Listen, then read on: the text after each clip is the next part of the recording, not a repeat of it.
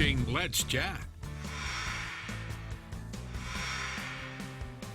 Welcome back, everybody. I'm here with Thom Benson from the Tennessee Aquarium. How are you doing this morning, Tom? Doing well, thank you. Good, good. So, of course, everybody on the mind this past week has been the water shortage that we just saw. Right. You know, we had some effects. Everybody felt the effects from it. How did you guys fare at the aquarium with it? Well, late Thursday night when we were notified of the break, we started bringing in extra staff to care for the animals. And, you know, that ranges in a lot of different ways for the different exhibits. But one of the problems at the aquarium was the water flow into the chillers. And you have to keep the water reservoirs for the chillers, which keeps the air temperature and the water temperature in the buildings and the exhibits cold and at the appropriate temperatures for the various animals. We have to keep that water supply going.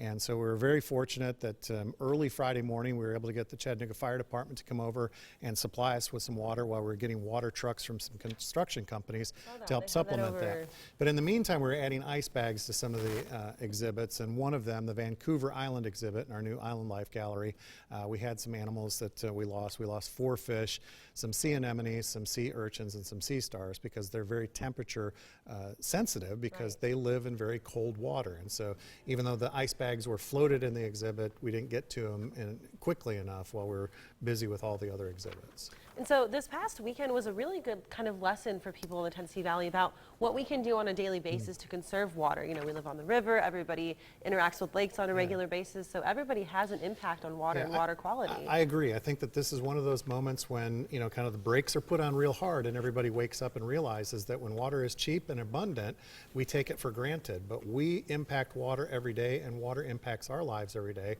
So it is important for us to be good stewards of that most important resource. Water is the lifeblood of our planet, and it's not just important for us, but it's important for all life that lives in the waters, and we live in this really special place. So yeah, we're lucky that this was just a break and it was fixed relatively quickly compared to places like Flint, Michigan, where it's a water quality issue that's lasted for a long time. Right. And you know, those folks in some cases are still, it's my understanding, using bottled water. So we're lucky that we've got a company that, you know, takes care of our water and provides us with good quality water, but we have to remember that it is a finite resource and we all need to take care of it. So we're talking about being conscious about being good stewards of our environment. There's something that the Tennessee Aquarium is doing with TVA to kind of make sure that you guys are mitigating an invasive species to be good stewards of that environment, correct? Yeah, we've kind of launched an educational campaign. Thursday evening we'll have our annual Serve and Protect Sustainable Seafood Dinner, which is a major fundraiser to support our conservation work. And we're highlighting silver carp this year because a lot of people don't think of it as a food source. And there's kind of this dual story because they are an invasive species.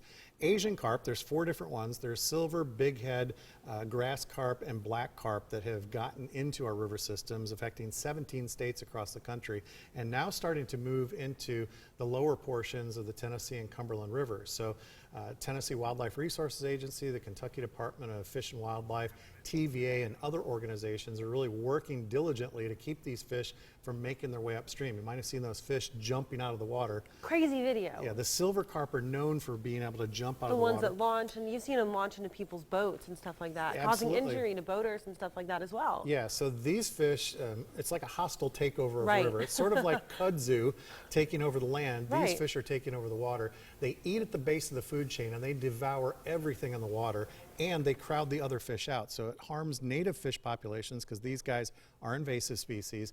But the other thing is they create that navigational hazard for recreational boating. So those pictures that you see of the fish jumping out of the water, imagine if that was in downtown Chattanooga, right behind the aquarium. Crazy. So they've established a commercial fishery, so people will start eating them here in the United States. The fish are harvested and shipped to 11 different countries worldwide.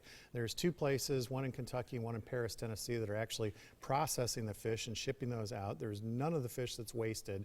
And they're also installing what's called a bioacoustic fish fence at the Barkley Dam to keep those fish out of the lock and migrating upstream. And they will use a system of air bubbles, LED lights, and sound to scare these fish out of the channel when a boat is locking through there.